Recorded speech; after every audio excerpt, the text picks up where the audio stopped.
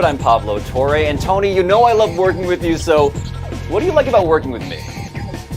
I'm Tony Kornheiser. You're not Levitard. Wow. Okay. I That's love a bar Levitard. I can That's clear a funny safely. line. The essence of all humor is to make fun of someone else. So we made fun of Levitard. And but I do love Levitard. Objectively, I'm less sweaty than Levitard. I am thinner than him. I'm arguably better looking. I think those are also facts journalistically, as well as great humor principles, as you've now alluded to. Absolutely. But I also love Levitard. Yeah, I guess Levitard. I do too. Welcome to PTI, boys and girls. Dak Prescott has a huge game, and where's Wilbon?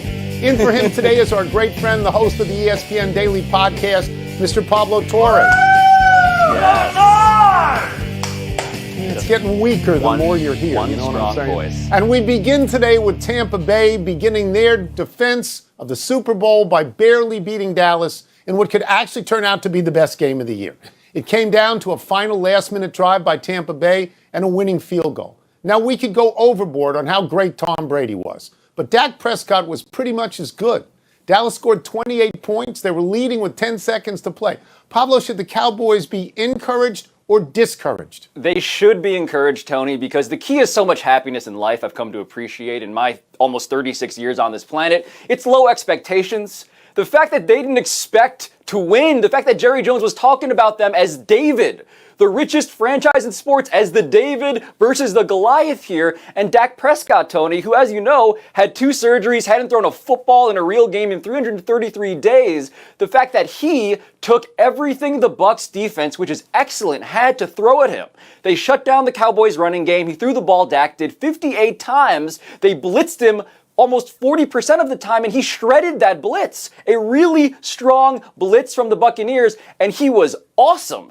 The fact that their passing game was really, really good, and the fact that they should have won this game because their kicker missed 2 field goals and an extra point, all of this says encouraging until you get to the present tense and you just realize, wait a minute, Lyle Collins, the guy who's another key offensive lineman for us, is now out for 5 games for substance abuse issues. Like, it's great news. The question is, how sustainable is the great feeling?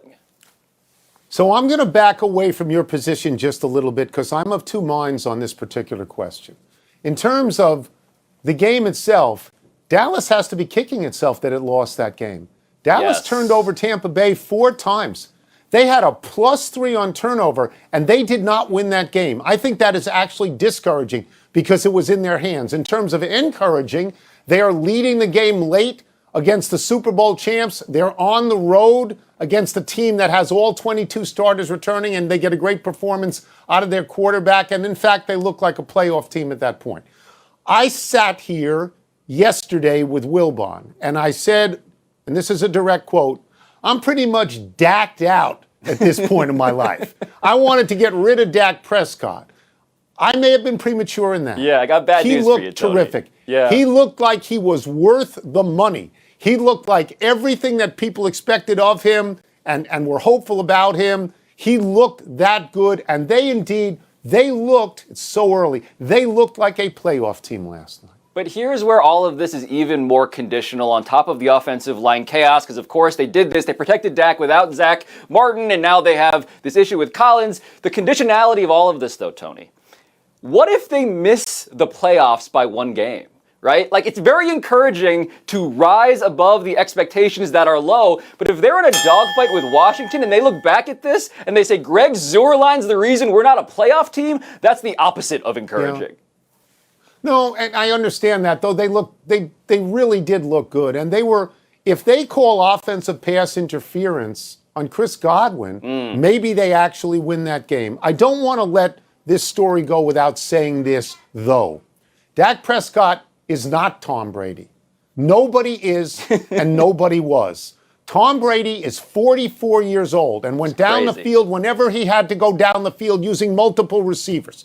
Didn't get hurt at all. Had another last-minute winning drive. The context of how he wins games is amazing. He is extra-worldly, Tom Brady. He is. Yeah, Tony, he was painting the black, to borrow a baseball metaphor. It was almost an honor by the end of it. It was an honor for the Cowboys to have been defeated in the classic Tom Brady fashion, which is a testament to both the expectations of Dallas, and of course, to the man who did it to them. But Tony, Sunday's marquee game, that features the Browns and the Chiefs because Kansas City, let's remember, eliminated Cleveland in the playoffs last season on their way to the Super Bowl, but hopes are now really high for Baker Mayfield's team to improve on last year's 11-5 record. So do you see the winner of that game as the favorite to win the entire AFC?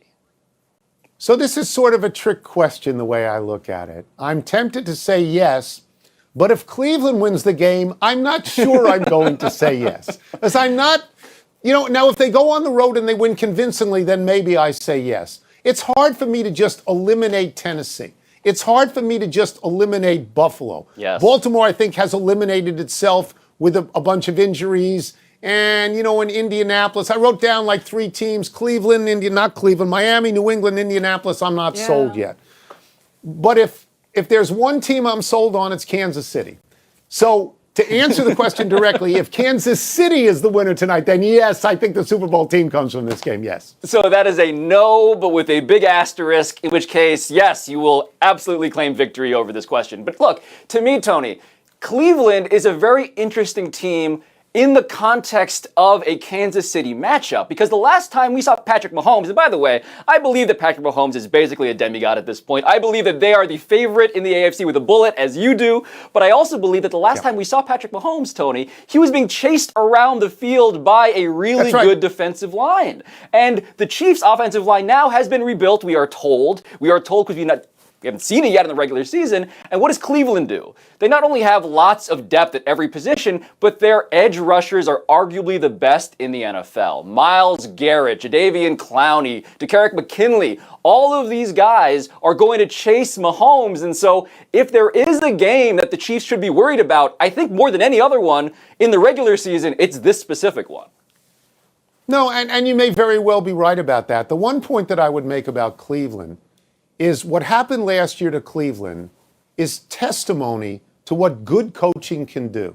They pick up a first-year coach, Stefanski, I believe his name is, and he has the same basic personnel that Freddie Kitchens had and Hugh Jackson had, and he wins right away. And he did not have Odell Beckham Jr.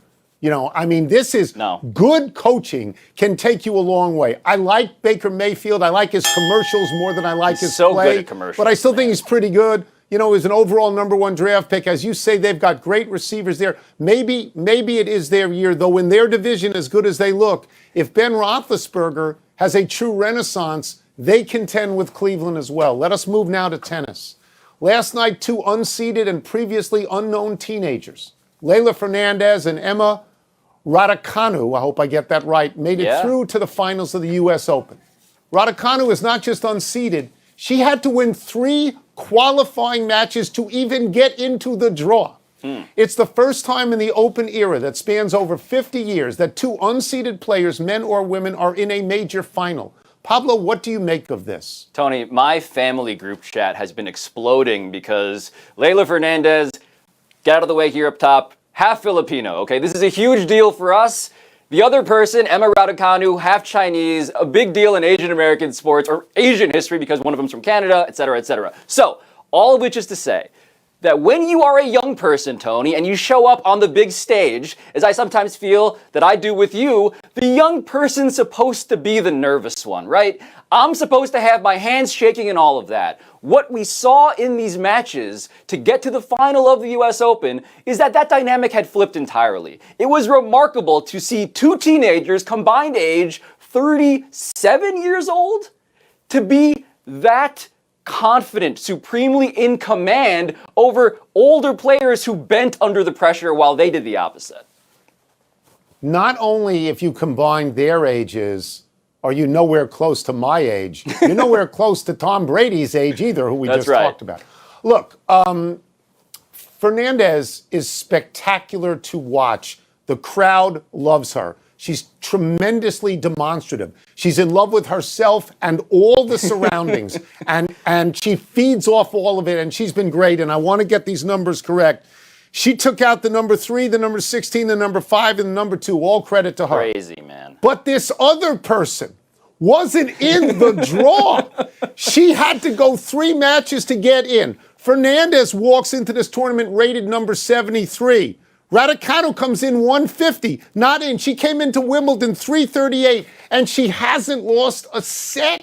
She hasn't even been pushed to a tiebreak at this point. You are watching incredible history. I have no idea if 3 years from now, both of them are going to be great players. They're arriving on stage at the right age to be great players, but they could sink right back into the ooze. I have absolutely no idea. What I'm pretty sure of, though, is that this tournament, with all that was missing, with Serena out, with Federer out, with Nadal out, finally there is someone right there that you can cheer for, people that take joy in the playing of the sport, and that is a win for them and for the tournament. It is. Tony, on paper, no one should have been excited about an outcome like this because here are two very anonymous people, but not since, I believe, 1999, and you're more of a tennis historian than I am, of course, but I believe not since 1999 when you had, I believe it was Serena Williams and Hingis, I think, or Tina Hingis, had we had two teenagers in a final like this. So to me, it may not be the youth movement, maybe it's a blip on a radar, but the fact that it's happening in front of that crowd, it's theater, and it's amazing to watch. 1999, I was already 65 years old. I don't remember 1999. Let's take a break. Coming up, two former Alabama quarterbacks face each other on Sunday. Which one would you rather have? And Tony, would you rather head into the season with Sam Darnold or the guy who replaced him on the Jets, Zach Wilson, because toss-up apparently is next. Jets quarterbacks for 600. Shut up. We did this. Two men enter, one man leaves, claims it was a narrow win, but it's just saying that to pacify the loser, who will be Pablo. What's first? Toss-up, they face each other on Sunday. Which quarterback would you rather have? Tua Tagovailoa or Mac Jones? So I was very surprised when the line came out of this game. This is Miami at New England, and Miami is getting 3. Miami was a 10-win team last year. New England was a 7-win team. I thought Miami would be a road favorite. This is all attributable to Bill Belichick and the notion that he is on the comeback trail. Let's look at Alabama quarterbacks and not Stabler and not Namath and not Starr. Recent Alabama quarterbacks, let me name a few. A.J. McCarron, Greg McElroy, Jalen Hurts, Tua, Mac Jones. Does anybody jump up and say great? I don't think so. I watch this network a lot. And all the former football players, more than half of them look at Tua with a certain amount of skepticism. They're not sure about him. Those same people look at Mac Jones and they say he's a systems quarterback. Well, if I were a systems quarterback, Pablo, I'd want to be in the Bill Belichick system. So I will take Mac Jones in this game. Yeah, I'm going to lean Tua simply because as much as I think you're right about picking a system over another, and as much as you're right, by the way, that it seems like the Dolphins did very little to disprove the rumors that maybe they wanted Deshaun Watson instead of Tua Tagovailoa, I'm going to take the guy I've seen play an actual NFL regular season game before, Tony. And that is a troubling thing to do when I know, again, I really am undermining my own argument here the more I say stuff. But the fact is, the Dolphins' offensive line is a mess. But Mac Jones, look, he may be better in the long run, but on your first day of real work, give me the guy who at least has shown flashes before. Yeah, we'll see. We'll see. Next. Toss-up, they face each other on Sunday. Which quarterback would you rather have? Sam Darnold or the man who replaced him on the Jets, Zach Wilson? Tremendous. It's the same question as the first question. You just substitute different names. I love this. I'm going to take Darnold, and I'm going to hop on what you said because of the experience he has had in the league already.